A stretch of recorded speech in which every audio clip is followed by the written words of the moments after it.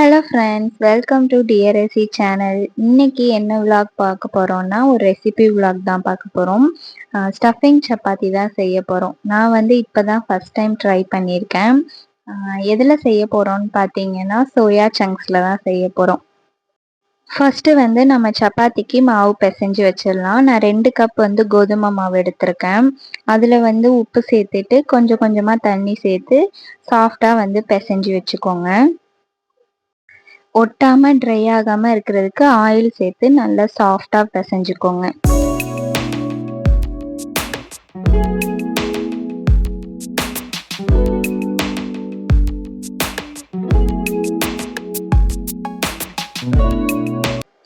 மாவை ஒரு வெட் கிளாத்ல க்ளோஸ் பண்ணி வச்சிட்டிங்கன்னா உங்களுக்கு ட்ரை ஆகாம சாஃப்டாவே இருக்கும். மாவும் பார்த்தீங்கன்னா உங்களுக்கு ட்ரை ஆகாம இருக்கும். நெக்ஸ்ட் சோயா சங்க்ஸை ஒரு ஹாட் வாட்டர்ல ஒரு 5 மினிட்ஸ் நல்லா ஊற வச்சு எடுத்துக்கோங்க. அது நல்லா வெந்து வந்திருக்கணும். அந்த அளவுக்கு வேக வச்சு எடுத்துக்கோங்க. ஒரு 5 மினிட்ஸ் கழிச்சு நம்ம சோயா சங்க்ஸை நல்லா வடிகட்டி அந்த தண்ணி எல்லாமே புழிஞ்சு எடுத்துடணும்.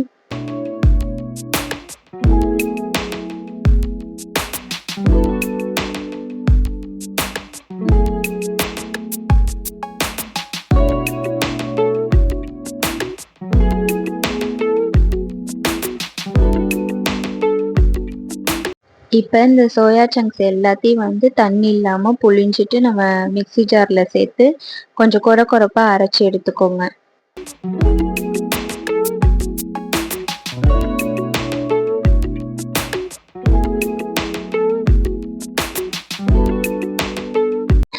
நெக்ஸ்ட்டு ஒரு கடாயை ஹீட் பண்ணிக்கோங்க. அதில் ஆயில் சேர்த்துட்டு சோம்பு கொஞ்சமாக சேர்த்துக்கோங்க.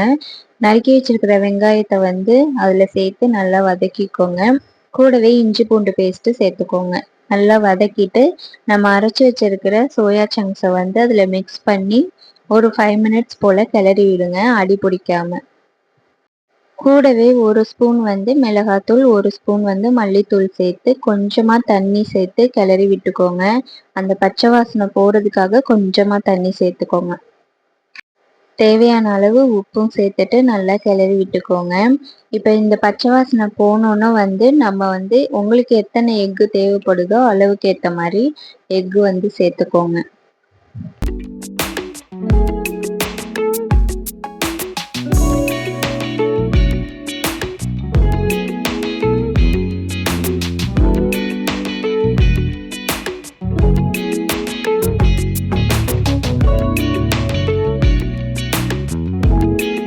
இப்போ இந்த எக் எல்லாத்தையும் சேர்த்து நல்லா கிளறி விட்டுட்டு ஒரு புட்டு பதத்துக்கு வர அளவுக்கு நம்ம எல்லாமே நல்லா கிளறி விட்டு எடுத்துக்கணும்.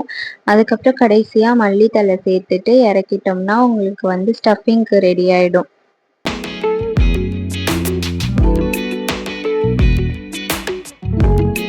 நெக்ஸ்ட்டு நம்ம சப்பாத்திக்கு எப்பவும் மெலிசா தேய்க்கிறது போல் இல்லாமல் கொஞ்சம் திக்காக தேய்ச்சிக்கோங்க. அப்போ தான் நம்ம உள்ள ஸ்டஃபிங் வைக்கிறதுக்கு கரெக்டாக இருக்கும்.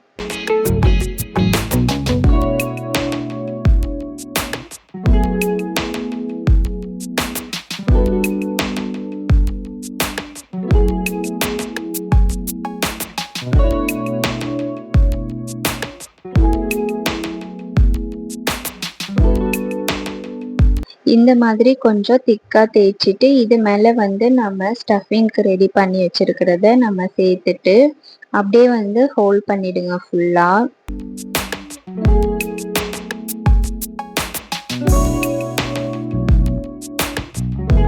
ஸ்டஃபிங் எல்லாம் உள்ளே வச்சுட்டு சப்பாத்தியை நம்ம இது மாதிரி போல் ஹோல்ட் பண்ணி வச்சுட்டு லைட்டாக ப்ரெஸ் பண்ணி எடுத்தாலே போதும்.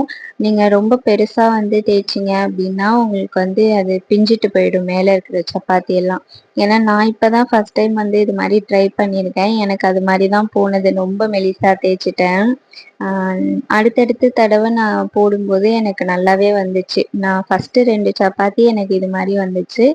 அடுத்தடுத்து போடும்போது எனக்கு நான் தெரிஞ்சுக்கிட்டேன். அதனால நல்லாவே சாஃப்டாக தேய்ச்சி எடுத்துட்டேன்.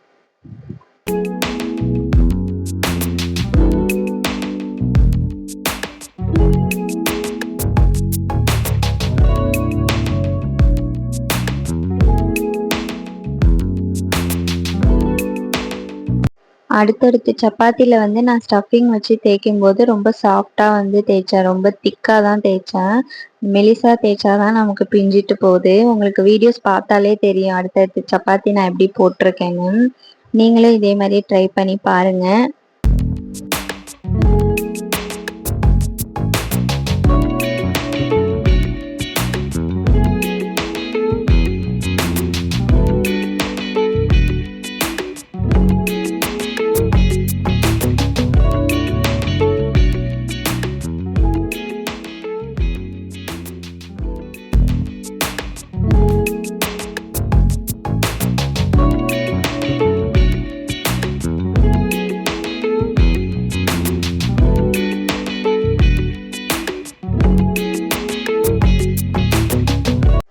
ஓகே ஃப்ரெண்ட்ஸ், ஃபைனலி சோயா சங்க்ஸில் ஸ்டஃபிங் சப்பாத்தி ரொம்பவே சூப்பராக இருந்துச்சு. நீங்களும் ட்ரை பண்ணி பார்த்துட்டு மறக்காமல் கமெண்ட்டில் சொல்லுங்கள். நம்மளோட சேனலை ஃபஸ்ட் டைம் பார்க்குறவங்களா இருந்தால் சப்ஸ்கிரைப் பண்ணி சப்போர்ட் பண்ணுங்கள். நெக்ஸ்ட் வீடியோவில் பார்க்கலாம். அப்படியே லைக் அண்ட் ஷேர் பண்ணிவிடுங்க. பாய்.